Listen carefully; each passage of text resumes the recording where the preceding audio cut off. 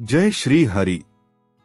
नमस्कार साथियों, आपको धार्मिक ग्रंथ महाभारत से जुड़ी अलग अलग कई कहानियों के बारे में मालूम होगा, लेकिन इनमें कई ऐसी भी कहानियां हैं जिनके बारे में आप शायद ही जानते हों।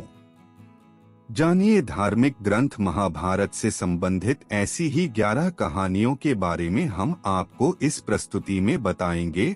और अपने अभी तक हमारे चैनल हरि धर्म रथ को सब्सक्राइब नहीं किया तो चैनल को अभी सब्सक्राइब करें, वीडियो को लाइक भी करें और कमेंट बॉक्स में राधे राधे भी अवश्य लिखें। अधिक समय न लेते हुए हम अपनी प्रस्तुति आरंभ करते हैं और वीडियो को अंत तक जरूर देखते रहिएगा।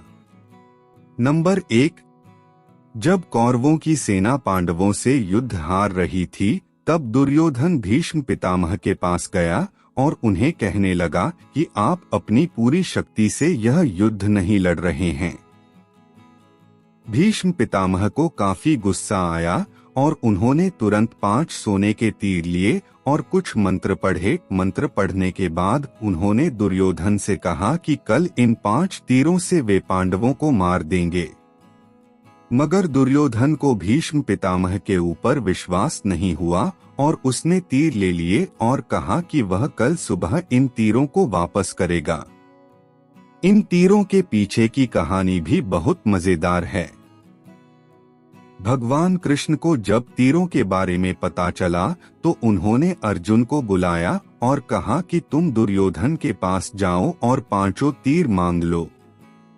दुर्योधन की जान तुमने एक बार गंधर्व से बचाई थी, इसके बदले उसने कहा था कि कोई एक चीज जान बचाने के लिए मांग लो। समय आ गया है कि अभी तुम उन 5 सोने के तीर मांग लो। अर्जुन दुर्योधन के पास गया और उसने तीर मांगे।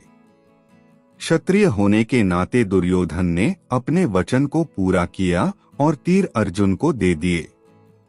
नंबर 2। द्रोणाचार्य को भारत का पहले टेस्ट ट्यूब बेबी माना जा सकता है। यह कहानी भी काफी रोचक है। द्रोणाचार्य के पिता महर्षि भारद्वाज थे और उनकी माता एक अप्सरा थीं। दरअसल एक शाम भारद्वाज शाम में गंगा नहाने गए, तभी उन्हें वहां एक अप्सरा नहाती हुई दिखाई दी। उसकी सुंदरता को देख ऋषि मंत्रमुग्ध हो गए और उनके शरीर से शुक्राणु निकला, जिसे ऋषि ने एक मिट्टी के बर्तन में जमा करके अंधेरे में रख दिया। इसी से द्रोणाचार्य का जन्म हुआ। नंबर 3। जब पांडवों के पिता पांडु मरने के करीब थे तो उन्होंने अपने पुत्रों से कहा कि बुद्धिमान बनने और ज्ञान हासिल करने के लिए वे उनका मस्तिष्क खा जाएं। केवल सहदेव ने उनकी इच्छा पूरी की और उनके मस्तिष्क को खा लिया। पहली बार खाने पर उसे दुनिया में हो चुकी चीजों के बारे में जानकारी मिली। दूसरी बार खाने पर उसने वर्तमान में घट रही चीजों के बारे में जाना और तीसरी बार खाने पर उसे भविष्य में क्या होने वाला है इसकी जानकारी मिली। नंबर 4। अभिमन्यु की पत्नी वत्सला बलराम की बेटी थी। बलराम चाहते थे कि वत्सला की शादी दुर्योधन के बेटे लक्ष्मण से हो। वत्सला और अभिमन्यु एक दूसरे से प्यार करते थे। अभिमन्यु ने वत्सला को पाने के लिए घटोत्कच की मदद ली। घटोत्कच ने लक्ष्मण को इतना डराया कि उसने कसम खा ली कि वह पूरी जिंदगी शादी नहीं करेगा। नंबर 5। अर्जुन के बेटे इरावन ने अपने पिता की जीत के लिए खुद की बलि दी थी।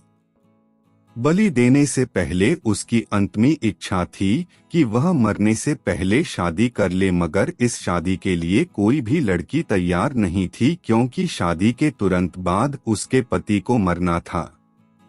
इस स्थिति में भगवान कृष्ण ने मोहिनी का रूप लिया और इरावन से न केवल शादी की बल्कि एक पत्नी की तरह उसे विदा करते हुए रोए भी। नंबर 6। सहदेव, जो अपने पिता का मस्तिष्क खाकर बुद्धिमान बना था। उसमें भविष्य देखने की क्षमता थी, इसलिए दुर्योधन उसके पास गया और युद्ध शुरू करने से पहले उससे सही मुहूर्त के बारे में पूछा। सहदेव यह जानता था कि दुर्योधन उसका सबसे बड़ा शत्रु है, फिर भी उसने युद्ध शुरू करने का सही समय बताया। नंबर 7। धृतराष्ट्र का एक बेटा युयत्सु नाम का भी था। युयत्सु एक वैश्य महिला का बेटा था।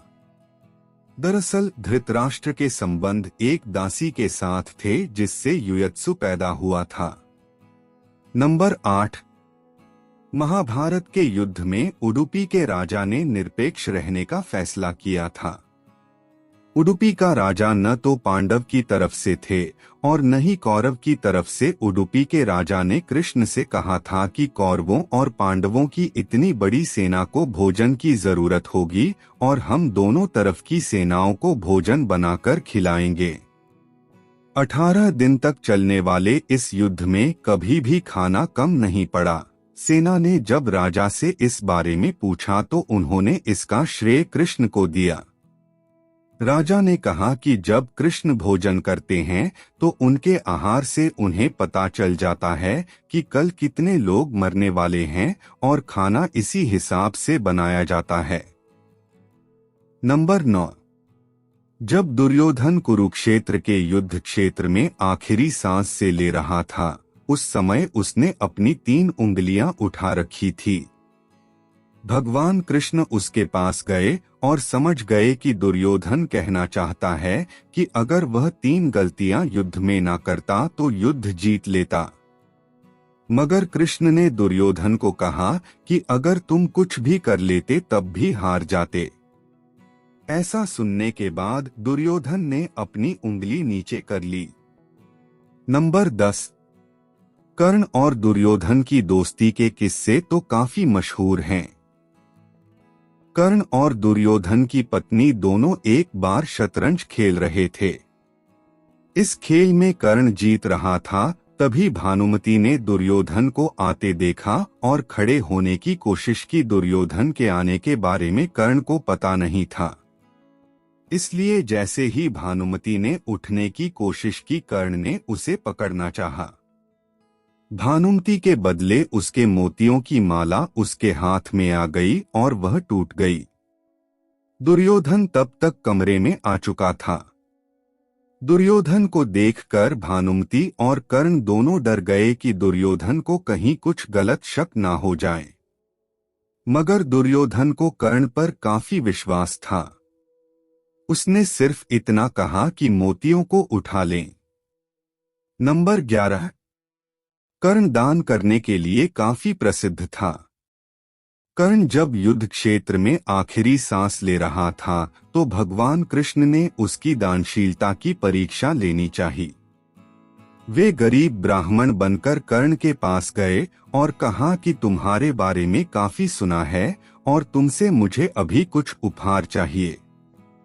कर्ण ने उत्तर में कहा कि आप जो भी चाहें मांग लें।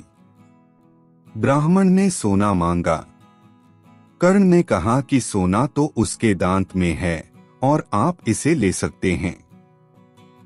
ब्राह्मण ने जवाब दिया कि मैं इतना कायर नहीं हूं कि तुम्हारे दांत तोड़ूं। कर्ण ने तब एक पत्थर उठाया और अपने दांत तोड़ लिए। ब्राह्मण ने इसे भी लेने से इनकार करते हुए कहा कि खून से सना हुआ यह सोना वह नहीं ले सकता। कर्ण ने इसके बाद एक बाण उठाया और आसमान की तरफ चलाया।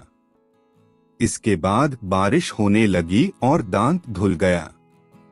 साथियों, आपको आज की बहुमूल्य जानकारी पसंद आई है तो हमारे चैनल हरि धर्म रथ को सब्सक्राइब कीजिए, वीडियो को लाइक करें और इस जानकारी को अपने सगे संबंधियों मित्रों के साथ साझा भी कीजिए। कमेंट बॉक्स में अपने सुझाव भी अवश्य लिखिएगा और कोई गलती हुई हो तो माफ करना। हम आपसे अगली वीडियो में मिलते हैं। धन्यवाद। राधे राधे।